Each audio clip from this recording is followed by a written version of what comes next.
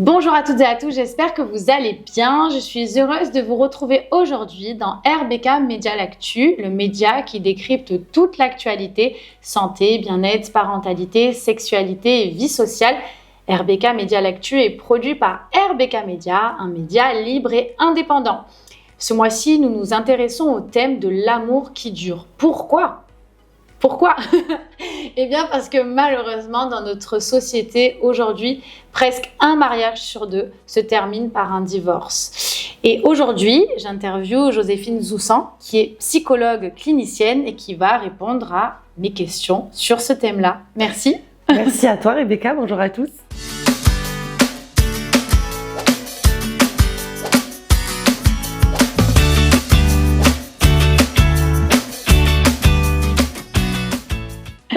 Alors, qu'est-ce qui caractérise un amour qui dure vraiment ? Est-ce une question de sentiment, d'engagement ou d'effort au quotidien ? Alors avant toute chose, c'est vrai que je ne viens pas avec des réponses toutes faites parce que je viens avec ce que j'ai pu vivre, ce que j'ai pu entendre au travers des personnes que j'ai pu accompagner, mais aussi de la vie personnelle parce que finalement l'amour, ça traverse un peu toutes les sphères. Et c'est une question qui est difficile à répondre parce que finalement, l'amour qui dure, on est tous nourris par nos histoires familiales, nos histoires culturelles, les contes de fées, tout ce qu'on peut voir au travers du cinéma, de la littérature et de la musique, et puis même de toutes les sphères finalement de la vie. Mais toutes ces réponses, elles peuvent pas se définir en termes... les sentiments, forcément, c'est ce qui donne envie de démarrer une relation. L'engagement, ça peut avoir finalement 1001 significations selon nos modèles familiaux, selon nos cultures, nos religions, nos modèles de couple, que ça soit d'ailleurs un homme et une femme, deux hommes, peu importe. Et les efforts au quotidien, eh bien, c'est un peu pareil parce que qu'est-ce qui est un effort au quotidien ? Ça dépend ce que l'on attend de l'autre, ce qu'on est prêt à donner. Je crois que l'essentiel, c'est un peu de... moduler son contrat, alors pas au sens juridique, mais finalement, c'est des choses qui sont importantes à discuter parce qu'on pense souvent que l'autre personne a les mêmes attentes que nous, est prêt à fournir le même degré d'effort ou pas, et finalement, les sentiments ne font pas tout dans une histoire. Donc, pour revenir à la question, parce que finalement, c'est un sujet qui anime, donc on peut aller tout de suite très loin et très vite, mais au quotidien, je pense que le plus important, c'est qu'il reste un espace de communication dans le couple et de s'assurer que chacun est d'accord avec ce que l'autre attend de soi et ce qu'il est prêt à donner. Et prendre en compte que la vie, elle n'est pas linéaire, qu'il y a souvent des problèmes qui peuvent arriver, que ça soit d'ordre de santé, physique ou mental, dans la vie familiale, le travail ou des événements de la vie. Et du coup, ça peut un peu casser le fantasme parce qu'on arrive tous avec ce qu'on projette sur l'autre, mais finalement, ça se réétudie à chaque moment de la vie.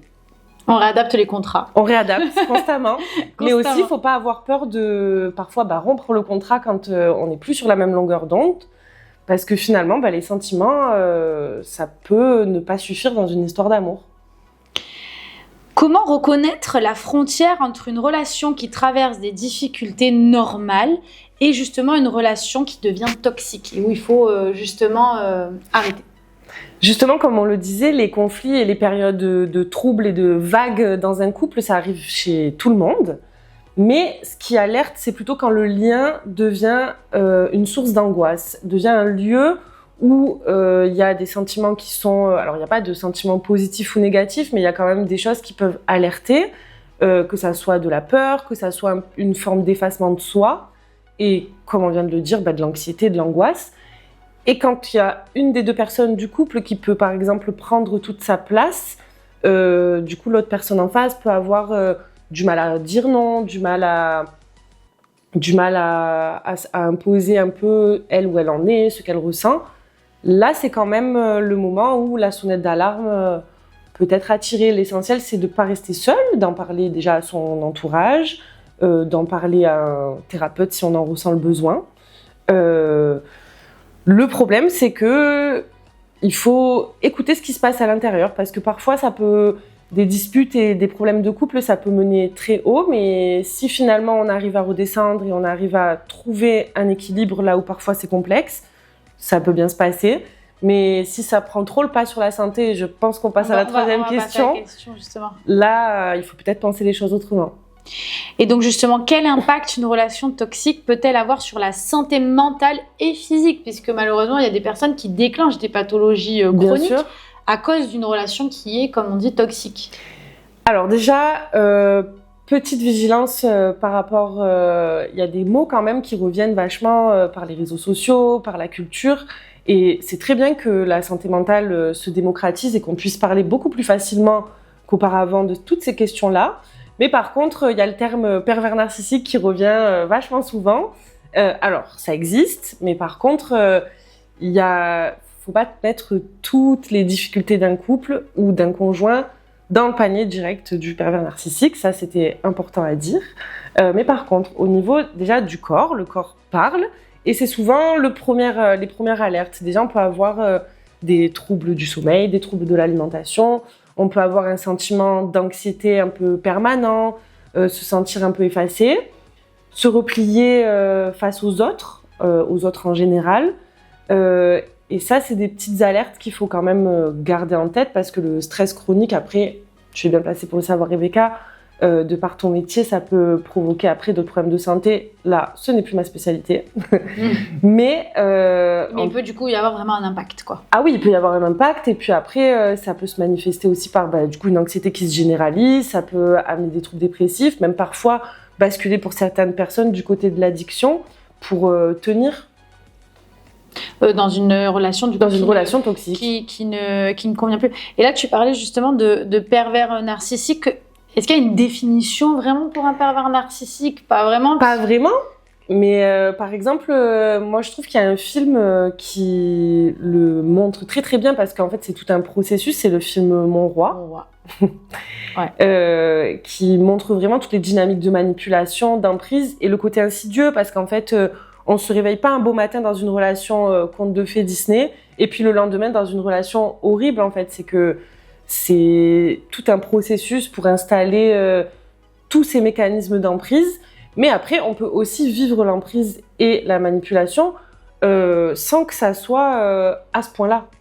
Et c'est quand même important de le prendre en compte. Et si ça ne nous convient pas, on est dans une société aujourd'hui où on a le droit d'arrêter une relation et où il faut se sentir en accord avec soi. Et ce qui se passe à l'intérieur de soi, tant sur le plan physique que psychique, c'est là en fait où les alertes elles arrivent souvent aux bons endroits et de la bonne manière. Et c'est un apprentissage que de savoir s'écouter. Donc il faut vraiment prendre conscience de tous les signaux qui viennent à nous, à la fois sur le côté psy comme sur le côté physique. Et donc quels conseils tu peux donner pour nourrir une relation saine et durable tout en prenant soin de soi dans le couple, puisqu'on a bien compris, l'amour dans le couple est conditionnel, ça se travaille. Donc, quels conseils tu donnerais au couple, toi, en tant que psychologue clinicienne? Alors déjà, moi, en tant que psychologue clinicienne et en tant que femme et en tant qu'humaine tout court, je n'ai pas de formule magique à donner. Mais il y a quand même quelque chose qui me semble assez essentiel, c'est que chaque couple est singulier.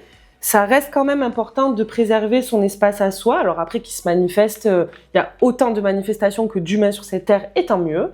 C'est la singularité qui prime toujours. Ça, c'est quand même, je pense que je suis impactée par mon orientation psychanalytique, mais la singularité, je pense que c'est évidemment ce qui prime surtout.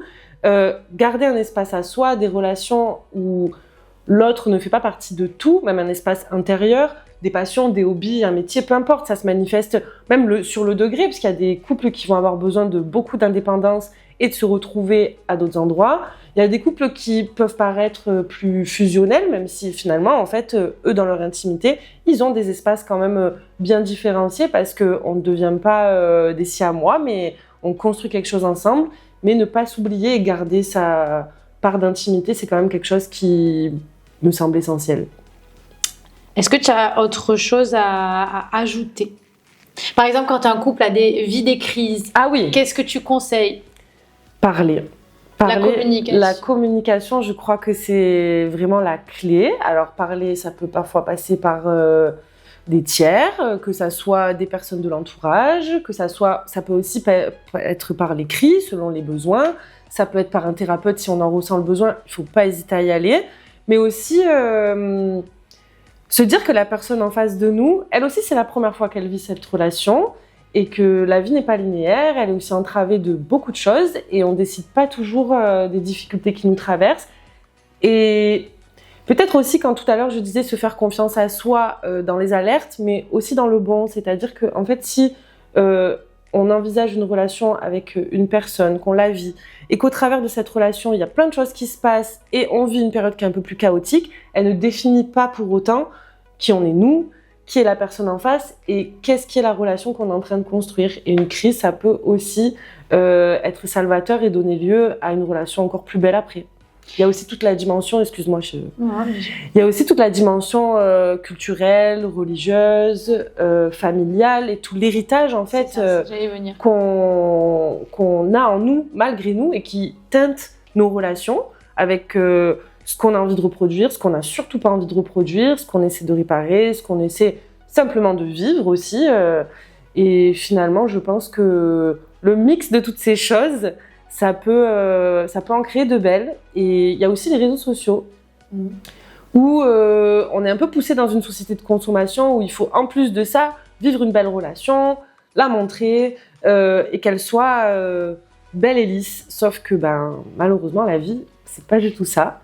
Et peut-être se dégager de toutes ces représentations et revenir à des choses un peu essentielles. Est-ce que la personne, elle répond à nos attentes? Est-ce que les sentiments sont là? Et puis l'herbe n'est pas forcément plus verte ailleurs. Mais en même temps, on a le droit aussi, c'est là où c'est un peu ambivalent, c'est que à la fois, on peut prendre le pari qu'une relation où il y a des choses à sauver et où il y a des choses à construire ensemble qui prennent du temps. À l'inverse, parfois, c'est aussi un acte d'amour que de se séparer quand c'est pas possible et quand les sentiments ne font pas tout. Et justement, dans cette société-là, aujourd'hui, tu vois, des témoignages on a interviewé 4 couples. Et ce qui ressortait quand même souvent, c'était cette société justement de consommation, où aujourd'hui, les couples... Alors, je dis juste ce qui est ressorti, c'est pas forcément la vérité, mais qu'aujourd'hui, les couples peuvent se séparer plus facilement qu'à l'époque. Oui. Pourquoi? Alors, à ton avis, je pense qu'il y a une partie déjà qui est sociétale, parce que une réalité, c'est l'évolution quand même des droits de la femme, et que aujourd'hui, une femme n'a pas besoin d'être mariée pour être indépendante sur tous les plans. Il y a aussi tout le consumérisme, forcément, où on va s'arrêter que sur l'exemple des réseaux sociaux, mais du coup, avec les applis de rencontre, l'image, elle est quand même détournée, parce qu'il y a quelque chose en nous, qu'on le veuille ou non, où il y a toujours derrière la comparaison, l'envie de montrer, de voir aussi, et puis de recevoir aussi constamment sur nos feeds des images de couples parfaits, de voyages, de choses qui semblent extraordinaires, mais c'est que la partie visible de l'iceberg. Et c'est vrai que je pense que nous, on est quand même des générations qui avons connu l'avant jeune, donc on s'est construit avec des modèles familiaux, par exemple, ne parlons que de nos parents, où les couples restaient très longtemps ensemble, et nous, on vit autre chose. Donc, ça demande quand même pas mal de réajustements. Donc, je pense que c'est une des raisons, je ne fais pas de généralité, qui fait que les couples se séparent peut-être plus facilement aujourd'hui. Et les couples les remariages, quels conseils tu peux donner à ces couples-là, justement pour s'équilibrer avec les enfants, si un n'a pas d'enfants et l'autre en a, ou si les deux ont des enfants? Alors, c'est vrai que quand tu as parlé de remariage, spontanément, j'ai pensé à la question des enfants et du coup à la question de la parentalité, qui demanderait, je pense, des heures et des heures de débat. Mais c'est vrai que, du coup, là où dans un couple sans enfants et sans histoire passée qui ont...